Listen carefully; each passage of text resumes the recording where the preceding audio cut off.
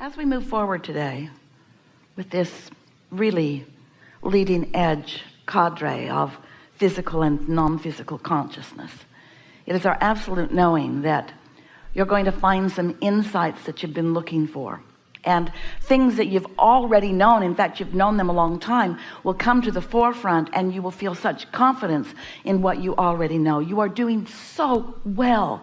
This is an exercise in fine-tuning. There is nothing about saving anybody that's going on here today.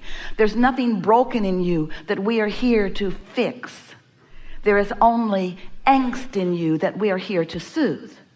There's only wobble in you that is not necessary. There's only contradiction in your energy that does not serve you. And so that's what we are here about, to help you be more of who you are.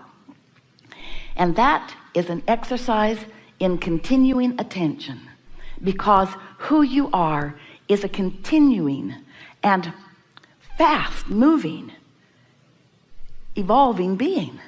And keeping up with what life is causing you to become is really what you are all about. You live in the fastest moving energy that has ever been, in the most contrast that has ever existed. And those two things go exactly together. The reason that your evolution is so fast, that your expansion is so fast, and therefore your possible joyous experience is so certain, is because of the diversity that gives you pause to focus. And as you do it with so many others, and collectively you are creating so much that you are really wanting to move into.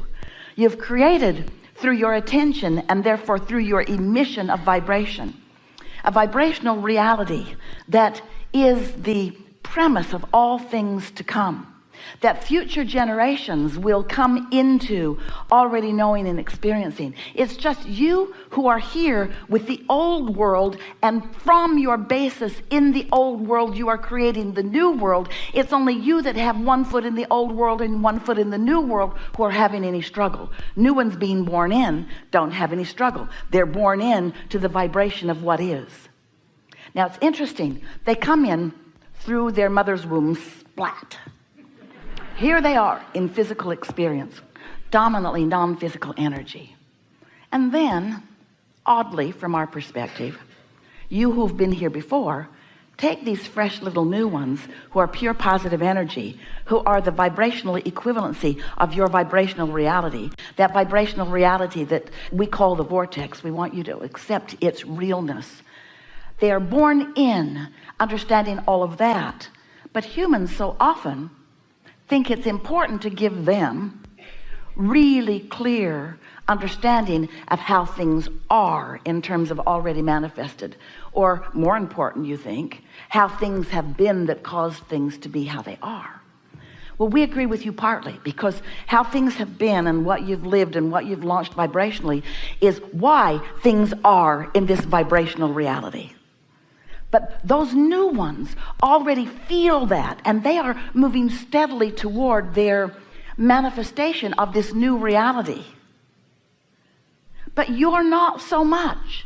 You don't move steadily toward your new reality because you are so enamored with the reality you've got, except you complain about it all the time.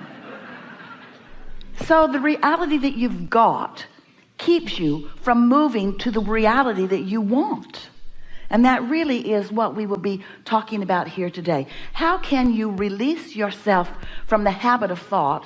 That's what a belief is. A belief is a thought you continue to think. A belief or an expectation.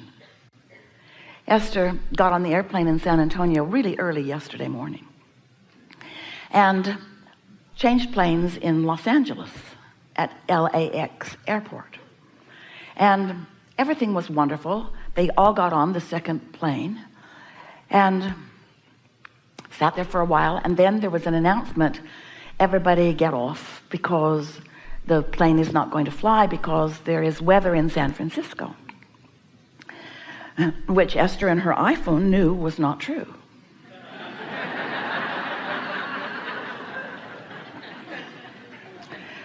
So they got off, and now Esther is flying early enough that she knows that no matter what the airline decides to do, she can get in a car and drive here. It's within her ability to do that.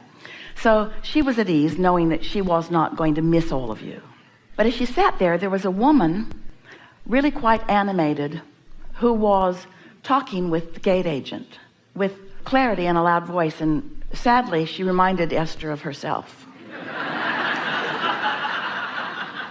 Because she wasn't just going to take at face value what they were saying.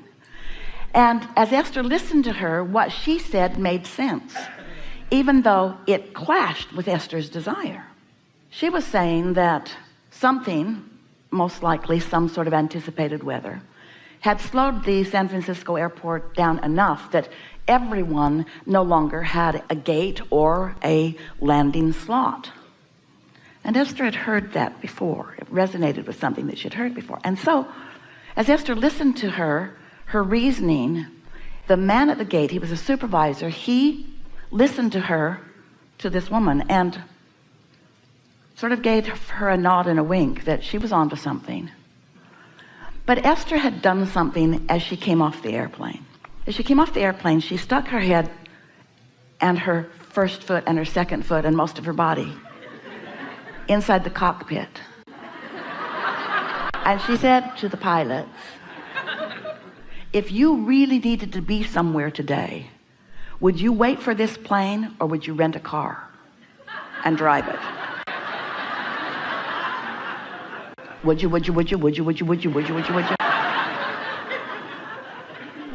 And the captain of the ship said, I wouldn't drive it. I'd wait for this airplane. And Esther thought, good enough. So here's Esther. She's had experiences where they have delayed a flight and delayed it and delayed it and delayed it and delayed it and delayed it and then finally canceled it. And she knows that if you wait around long enough, then there are no other options except maybe to drive all night.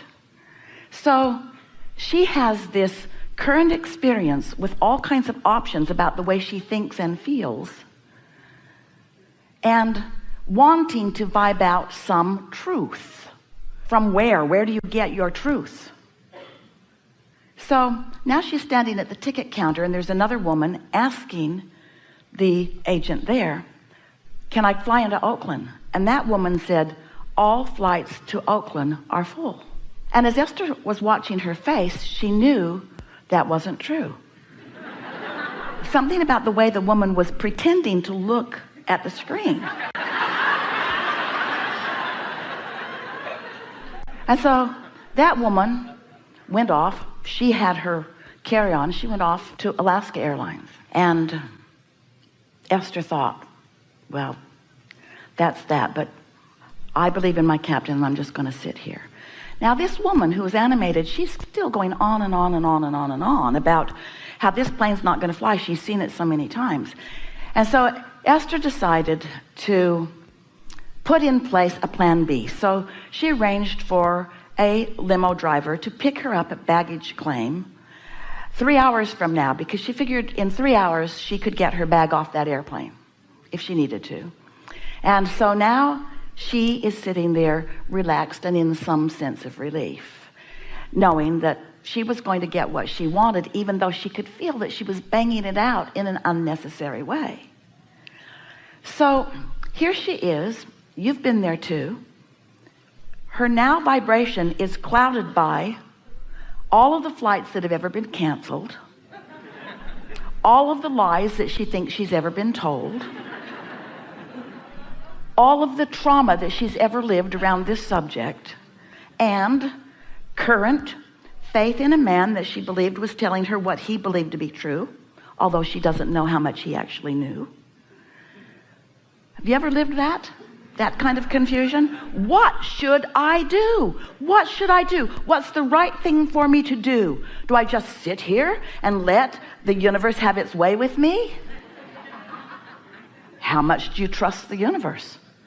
How much do you trust that the universe has your back? How much do you know that things are always working out for you? How much do you know that there is always a way, that there's always a plan? How much do you know that you don't need to be the one that figures it out? And when you try to be the one that figures it out, while it does exercise your reasoning ability, often the more you exercise your reasoning ability under the guise of creating your own reality, the more you introduce unnecessary resistance into the equation.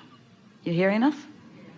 So Esther sat there, and now she's feeling amused because this has been Mr. Toad's wild ride.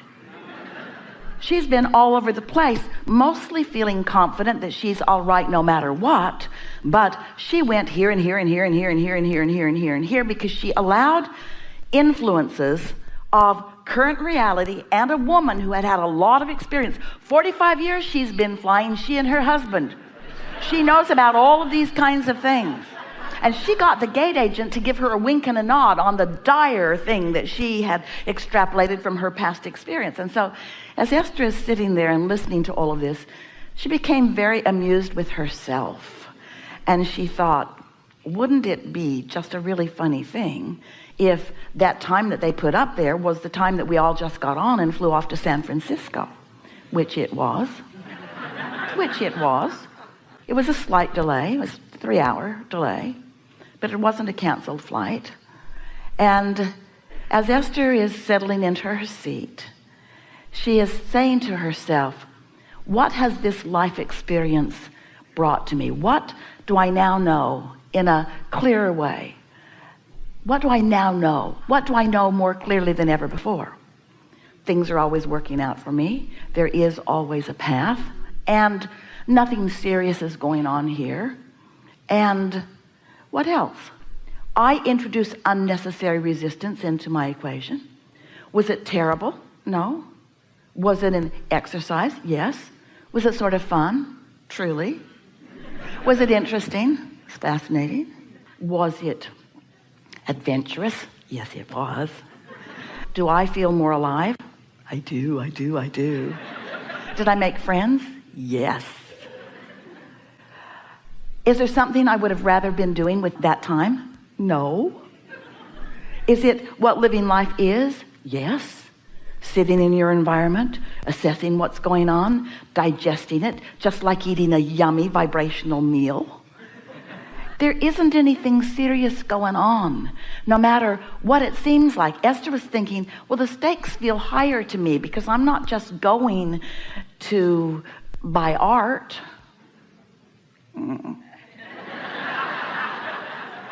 I'm going for something really that feels important to me.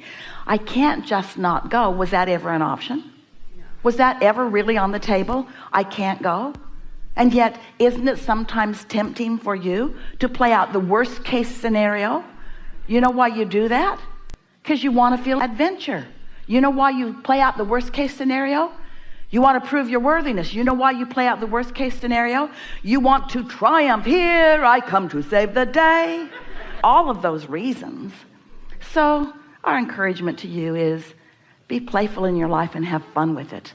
And let the universe surprise you and delight you in as many ways as you want. But never ask the universe to give you exactly what you've planned. Because if the universe only ever gives you exactly what you've planned from your very narrow point of view, you're going to have a really boring life. But if you allow the universe to reach out to all of the possibilities, knowing who you are and what you want, and if you've practiced your knowing that things always work out for you, then you can be an active participant. That's important in this unfolding drama of the way the universe will stand on its head to give you whatever you want whenever you want it. Welcome to planet Earth. Welcome to vast contrast and diversity. Welcome to infinite choices and possibilities. Welcome to the enlivenment of you. Welcome to the adventure of being out here on the leading edge, right where you want it to be. And never ever ask for the mundane, expected, everything on schedule, always just the way you wrote it in your book, because that will bore you to death. We've enjoyed this interaction immensely.